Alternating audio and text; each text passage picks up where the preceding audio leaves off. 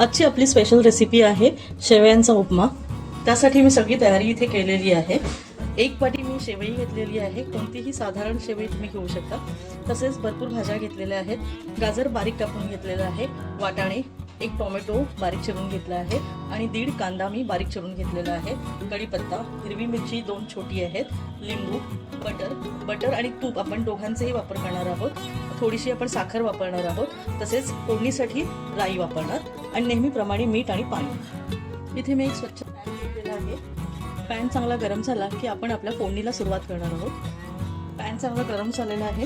आता याच्यामध्ये 2 टीस्पून आपण बटर घेऊया। बटर चांगलं गरम झालेलं आहे। आता आपण याच्यामध्ये थोडीशी राई घालणार आहोत। राई चांगली तडतडली की आपण पुढच्या भाज्या घालणार आहोत। राई चांगली तडतडलेली आहे।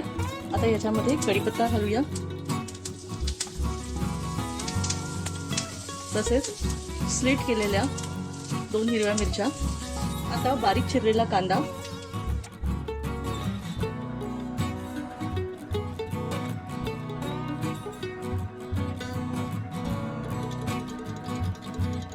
कांद्याचा कच्चा वास केलेला आहे। आता याच्यामध्ये टोमॅटो घालूया।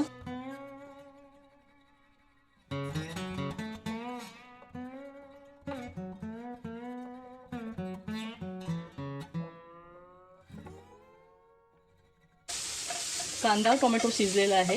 आता याच्यामध्ये आपण वाटाणे घालूया।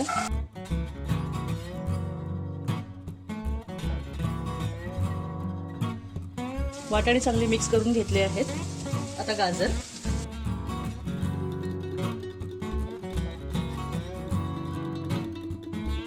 भाज्या सगळ्या व्यवस्थित मिक्स करून झाल्या आहेत।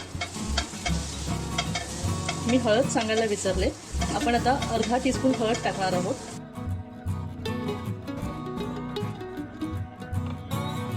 अर्धा टीस्पून मीठ।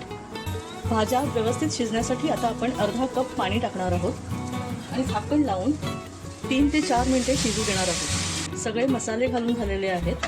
वाटाणे चांगले शिजले पाहिजेत, म्हणून आपण 3 ते 4 मिनिटे आपण झाकून ठेवणार आहोत। आपले 4 ते 5 मिनिटं झालेली आहेत। मी याच्यामध्ये अजून थोडं अर्धा कप पाणी टाकलेलं आहे, म्हणजे पूर्ण 1 कप पाणी वाटाणे शिजण्यासाठी, या भाज्या शिजण्यासाठी वापरलेलं आहे।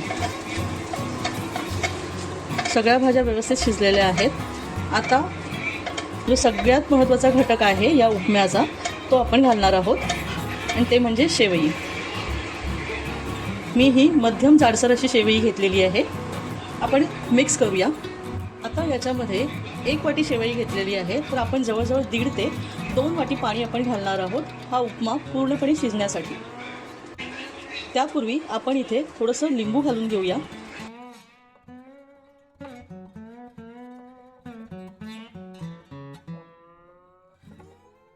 थोडीशी साखर घालूया, अर्धा टीस्पून साखर आहे। 2 कप पाणी जे घालणार आहोत ते मी गरम करून घेतलेलं पाणी आहे।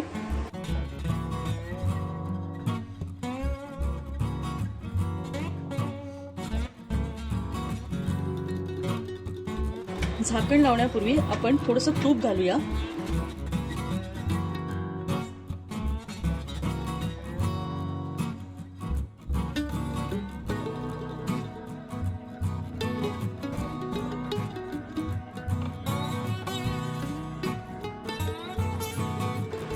दोन ते 3 मिनिटं आपल्याला फक्त गरम करायचं आहे। त्यानंतर आपला भाज्यांचा आणि शेवईचा उपमा तयार झालेला असेल। आपला उपमा झालेला आहे। गॅस बंद करूया आणि सर्विंग बाउलमध्ये आपण काढून घेऊया।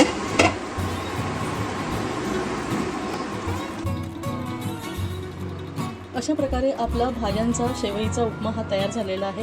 अतिशय सोपी आणि पटकन 15 मिनिटांमध्ये होणारी ही उपम्याची रेसिपी तुम्ही नक्कीच करून बघा। जर भाज्यांची सगळी पूर्वतयारी असेल तर 15 मिनिटांमध्ये हा उपमा तयार होतो, जो तुम्ही नाश्त्यासाठीही घेऊ शकता, तसेच मुलांना टिफिनमध्येही देऊ शकता। तसेच सगळ्यात महत्त्वाचं, मॅलो किचनला लाईक, शेअर आणि सबस्क्राईब करा। धन्यवाद।